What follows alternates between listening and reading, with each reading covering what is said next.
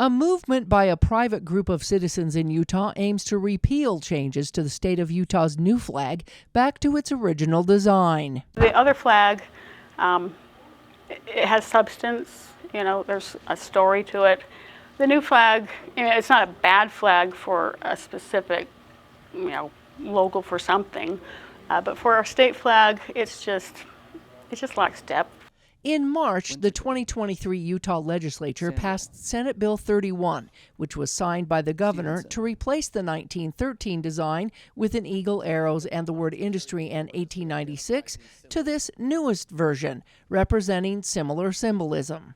We now have the star represented in, here to represent 1896.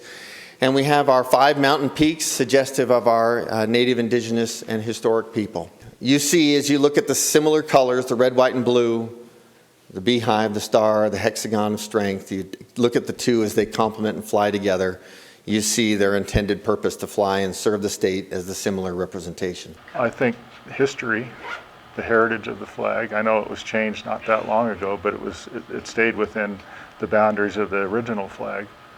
This one takes it completely out of context for what the state of Utah represents. The statewide private group is pushing for a petition to restore Utah's old flag. While ignoring the majority of us, the state government spent over $500,000 tax dollars promoting the new flag before the legislature even voted on it.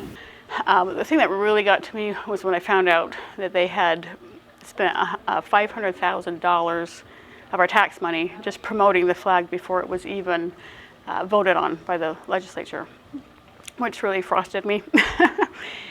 Because there's just so many people suffering financially right now.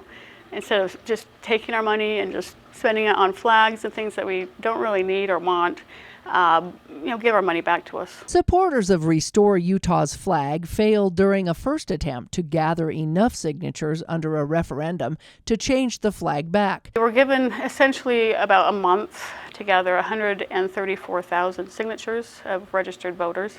So even people who supported the new flag, they were signing a referendum. The referendum would put it on the ballot so that the voters could choose what flag would be our flag. So we ran out of time. This time, they want to gather enough signatures to place an initiative on the ballot in 2024, giving the vote to the people.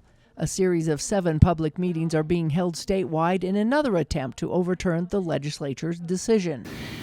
I had helped collect signatures during the initial process, went to everyone in my voting precinct, and I was able to collect probably around 300 signatures from those individuals. The key was the people felt they should have had a right to vote on it. And that was the disappointing part for me. I helped to gather some signatures, and I believe that every signature that we gathered for this needs to be included in what goes forward. And this needs to go onto the ballot this coming fall so that the people can vote and we listen to them. They didn't put it up to a vote for the people. So I think them taking matters into their own hand and not letting us speak on it is a problem. Letters have been written to the Lieutenant Governor informing her of the application of the initiative and its collection process. The group will have until February of 2024 to gain the necessary signatures this time. If they gain enough support, the Restore Utah's flag movement will take the vote to the people in November of 2024.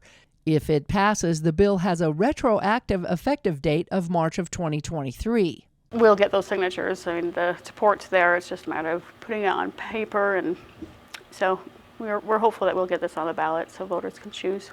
However, the full approval for flying the new state flag goes into effect in March of 2024 prior to the November 2024 vote. The group plans to begin collecting signatures as soon as the Lieutenant Governor signs off on the measure. In Washington County, Melissa Anderson, Community Education News.